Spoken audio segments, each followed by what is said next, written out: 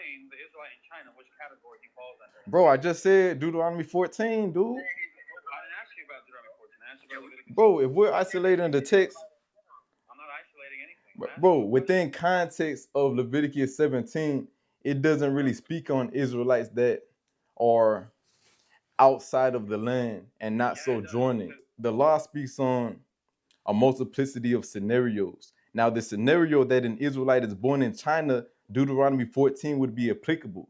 But Leviticus 17, the scenario doesn't necessarily govern that situation. But we know, taking the text into consideration holistically, that it's still prohibited. That's why you can't just go to Leviticus 17 and say, okay, who is the children of Israel? Okay, the ones living inside of the land. Okay, who are the strangers? Okay, the strangers that are living inside of the land that are also Israel. You can't play nuances like that, my nigga. It says, therefore I said unto the children of Israel, no soul of you shall eat blood. Neither shall any stranger that sojourns among you eat blood. How many groups are in Leviticus 17 and 12? Bro, are you understanding what he's saying? The stranger is a stranger that's a stranger to the... Hold on, nigga, hold on. The stranger is a stranger that's a stranger to the land. Yeah, this nigga is an Israelite. Both these groups are Israelites. That's why there's no confliction with Deuteronomy 14. When I'm going to explain how. So I'm going to get back to my question. How many groups are in Leviticus 17 and 12? You have the Israelites that's in the land, and you have the Israelites that's coming to the land. Okay. So therefore I said unto the children of Israel, no soul of you shall eat blood. How many? Which? Okay, no soul of you of what? All the Israelites or some of them? Bro, the Israelites. Then it's expounding on context. Right. Well, okay, Kopad, you're right. The Israelites, then it expounds, neither a stranger, a non-Israelite. Yes, these are both Israelites. It can't be Israelites and Israelites, Kopad. That's the point. Bro, the stranger, those who are not privy to the land. Okay. If it wasn't like that, then there would be a contradiction with Deuteronomy 14 when it says that the heathen strangers can eat roadkill and things that die of itself. The strangers that sojourn among you. What does it mean to sojourn? To be amongst, dog. To be amongst who? Bro, the land, the Israelites, bro. Okay, perfect. To be in the land of Israel. If this isn't, you just contradict yourself, brother. If you're saying that at the first clause, I'll explain. Prabhat said that, and you agreed, in the first clause, no soul of you shall eat to the children of Israel. That's the Israelites in the lands. If someone is sojourning, they're in the lands. So why are they called sojourner right here? Okay. Let's make it simple, because you're asking all these questions. But let me make it simple. So this is Leviticus 17 and 13. And whatsoever man there be of the children of Israel or of the stranger that sojourn among you, both of these groups are Israelites. And the reason that we pose this is because if we didn't, there would be a contradiction within Deuteronomy 14, where it says that the strangers can eat the things that die of itself, right? So verse 13, and whatsoever man there be of the children of Israel or of the strangers that sojourn among you, which hunteth and catcheth any beast or fowl that may be eaten, he shall even pour out the blood thereof and cover it with dust. This is a universal law. This is verse 14. Hold on, my nigga. This is verse 14. But it is the life of all flesh. The blood of it is for the life thereof. Therefore I said unto the children of Israel, ye shall eat the blood of no manner of flesh, for the life of all flesh is the blood thereof. Whosoever eateth it shall be cut off, and every soul that eateth that which dieth of itself, or that which was torn with beasts, whether it be of your own country or of a stranger, he shall both wash his clothes. Now the differentiation is the Israelite that is born of the land and the Israelite that is not born of the land. Again, the reason that we pose this is because if we didn't, there would be a contradiction with Deuteronomy 14, where it permits the heathen to eat things that die of itself, right? So one law to the sojourner, or one law to the stranger, one law to the Israelite. You feel what I'm saying? And every soul that eateth that which dieth of itself, or that which was torn with beasts, whether it be of your own country or a stranger, he shall both wash his clothes, and bathe himself in water and be unclean until the even. Then shall you be clean. Woo woo.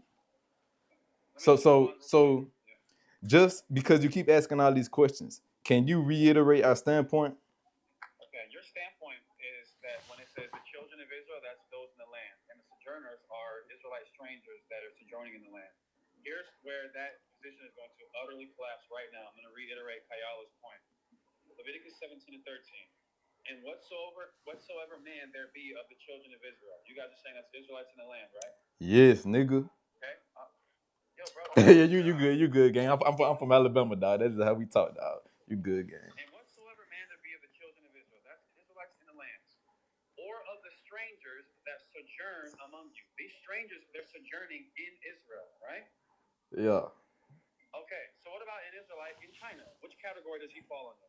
The children of Israel that are in the land, or the sojourners who are sojourning in the land? Yeah, I was just going to say, that's why he was asking how many different groups there are in that verse, because if you try to go and add another group that we don't see present there, then you run into this issue. Exactly. So, Kabad, you're saying that an Israelite in China is not a sojourner. To sojourn means to live amongst the children of Israel, to live in the lands, either temporarily or maybe you may then make it permanent later. But the point is, an Israelite who decides he wants to move to China, and that's where he wants to be. According to your ideology, he would be able to eat animals that die of itself and blood because he doesn't fall under either of these two categories. Oh my gosh. So we already spoke on this. Deuteronomy 14:21. Ye shall not eat anything that dieth of itself. This is to the Israelite. Kazak. Read Deuteronomy 14, gang. You're yet to explain the Israelite in China, which category he falls under. Bro, I just said Deuteronomy 14, dude. I didn't ask you about Deuteronomy 14. I asked you about Leviticus. Bro, if we're isolating the text, I'm not isolating anything. bro, within context of Leviticus 17, it doesn't really speak on Israelites that are outside of the land and not sojourning. These are because the law speaks on a multiplicity of scenarios. Now, the scenario that an Israelite is born in China, Deuteronomy 14 would be applicable. But Leviticus 17, the scenario doesn't necessarily govern that situation. But we know, taking the text into consideration holistically, that it's still prohibited. That's why you can't just go to Leviticus 17 and say, okay, who is the children of Israel? Okay, the ones living inside of the land. Okay, who are the strangers? Okay, the strangers that are living inside of the land that are also Israel. You can't play nuances like that, my nigga. You feel what I'm saying? That's not even. It's not playing nuances. Anyway, I'm satisfied with my answer. Anybody else replies? Yeah, dog, nigga, come on, big dog. Like, you still want that, right? Yeah, dog. What is it that you'd like us to answer? We've answered every single question you posed. Yeah, go Bro, ahead. with my hold on. Whose mic is that? Hold on. With the standpoint I just presented, shit, I canceled out any question that a nigga may have. So, what? Cause can you come up with a question? Wow. Oh my God. Cause I laid things plain upon tables. I don't understand how a nigga won't understand that. The law often speaks on scenarios, even with the revenger of blood. Those laws, it speaks on scenarios. I say you could say Exodus 22 and 16. It speaks on scenarios. That's a corrective law, right? So, and the same thing in Leviticus 17 is speaking on a scenario, and Deuteronomy 14 is a different scenario. So whatever law is applicable, that's what you apply. Like you said, the nigga that's living in China, that's an Israelite, Leviticus 17 won't apply. But you could take the principle because Deuteronomy 14 governs the situation. So, Israelite living in China, just to wrap, is not Leviticus 17, the children of Israel. That's crazy. Go ahead. Yeah, can I add something, and then we could, move on, because I really want to, get through Isaiah 56. We might not be able to, and I also want to address Acts 17. And I know Kazak has to go. I want to be respectful to his time. I just want to say though, Kapad, like, I just want you. Huh? I thought we was gonna bring out Deuteronomy 14. No, we can. I was just saying, like, maybe we might have to agree to disagree on this point. But if you want to give the final point, we'll listen. We can't really. There's no more rebuttals we can give. But I just wanted to highlight something, Kapad. When I originally asked you this, you without a hesitation said it was heathen until Kazak had to correct you. No, my brother, bro, the whole time I said I misspoke.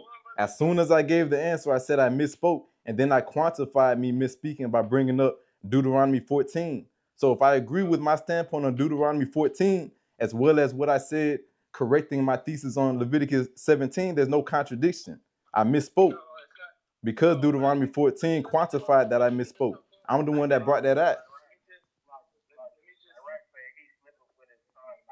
I'm not, brother. Hold on. 1 second. The point is, I beg to differ. I think you read it and immediately understood what you're reading. So why the fuck I bring up Deuteronomy 14, gang? I would have been contradicting myself in my own breath. Obviously, you're gonna correct your speech. I get it, but I just want to highlight: there's no need to do all this fluff and add all this exegesis to the text when it's clearly eisegesis, when it's clear on what it's saying. And I think you grasped that at first until Kazak spoke. Okay, let me have some clarity. And but before I do that, I'm from Birmingham. This just how we talk. I don't got no hatred toward none of y'all niggas. You feel me? But when I read Leviticus 17, I immediately corrected myself, and y'all were interrupting me. Then I told Kazak to bring out Deuteronomy 14:21, right? He didn't tell me to bring that out. I told him to bring